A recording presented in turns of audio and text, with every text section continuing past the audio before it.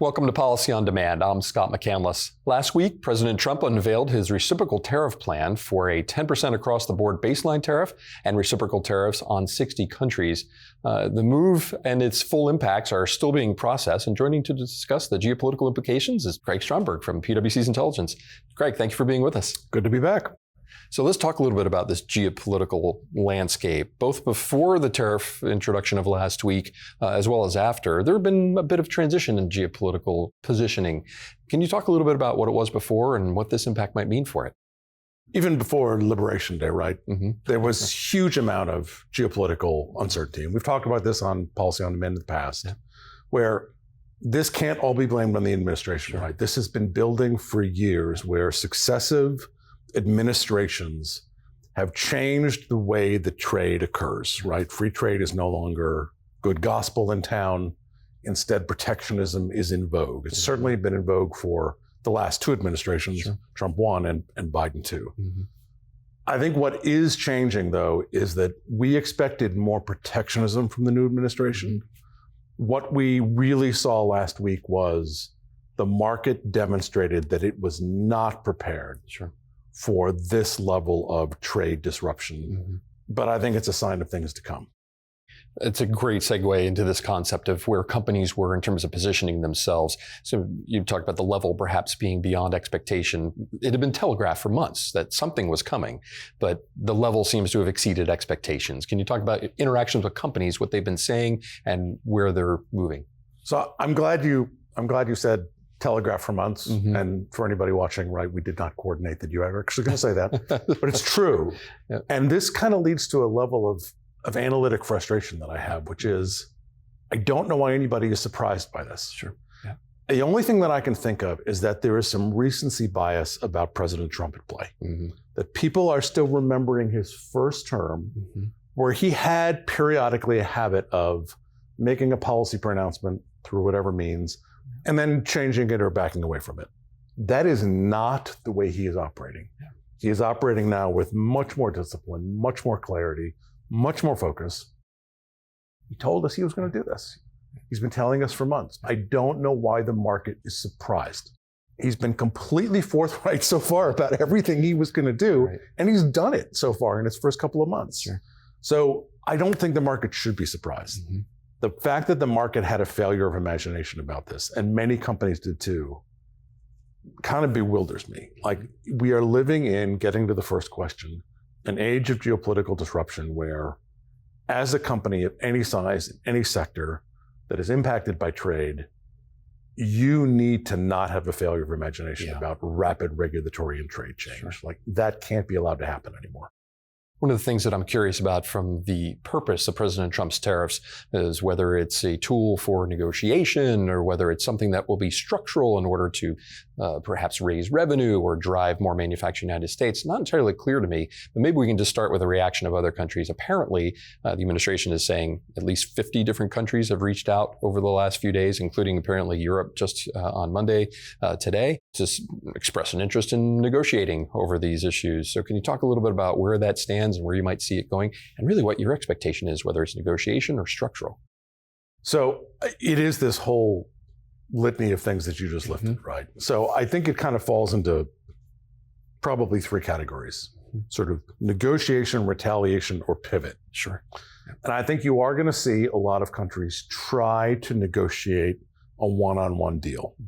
I think part of what they have to keep in mind, and what those watching need to keep in mind, are two things. One of them is, I don't know if the administration is really interested in doing that and what their appetite is. And the second is the administration's ability, right? There's only so many people at the U.S. Trade Representative. Like, you can't renegotiate 50 deals at once. You just can't.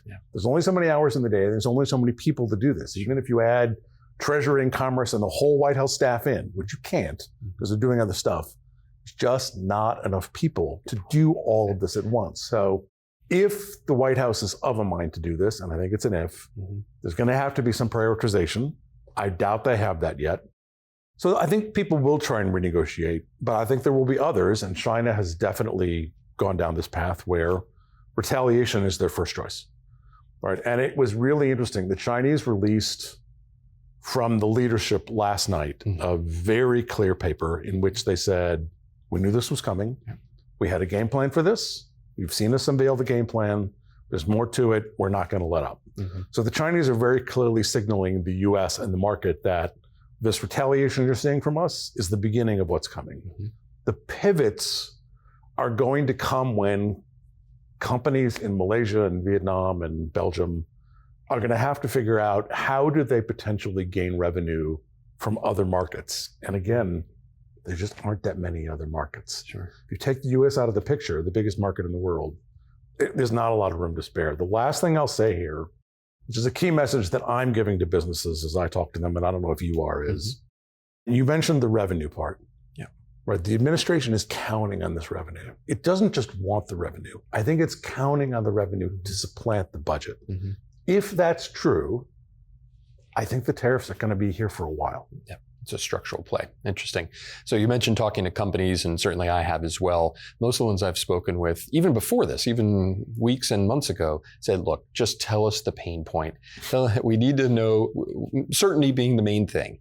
Tell us the pain point, at least if it's certain, not fluctuating and all over the place. We can deal with that. We can do some long-term planning and decide whether and to what extent it's worth it to move production in the United States or what other diversification they might need to consider or reconsider. Curious what your conversations with companies are, and as a final word, what some of your advice might be for companies. So I think there is a crossover point that we're going to have at some point where the interest of the administration to bring manufacturing and business back to the US is going to cross with governance at the corporate level. So some of the boards, for instance, that I've been talking to recently have been very clear that even for them to make the decision at the board level about moving manufacturing out of other countries, it could take years before they get to the, yes, we're going to do this, much less the selling of those assets and finding new assets and finding locations. And this crosses with the 4-year nature of the administration. At some point, there's going to be a clash between the market and the administration about that. And I think we're going to get to that. The other thing that I would say is the last time that I was on, you and Sindhu and I talked about how we sort of see companies reacting to change. And we laid out this model where 80% of companies related to all geopolitical disruption, but this included, are sort of just going to wait and see. About 15% are actively having a discussion, like at the board level, about what should we do. 5% are changing something big. I think what happened last week and all the things we're talking about today means that 80% figure is probably going to shrink. And you're going to see more companies have to go into the 15%, who are going to have to now think at the C-suite or the board level, okay, I don't know if we're going to do something, but do we need to think about it? And the last thing I would say is, getting back to what we talked about earlier, no more failures of imagination. Like, take the administration at its word, come up with scenario planning. Like, this is stuff that companies post-COVID are very good at doing. No more excuses for not seeing the train wreck coming. Like, if he tells us that he's going to do it, I think we should believe him. Great advice and great insight as always, Craig. Thank you very much for being with us, and look forward to having you back again. Thank you.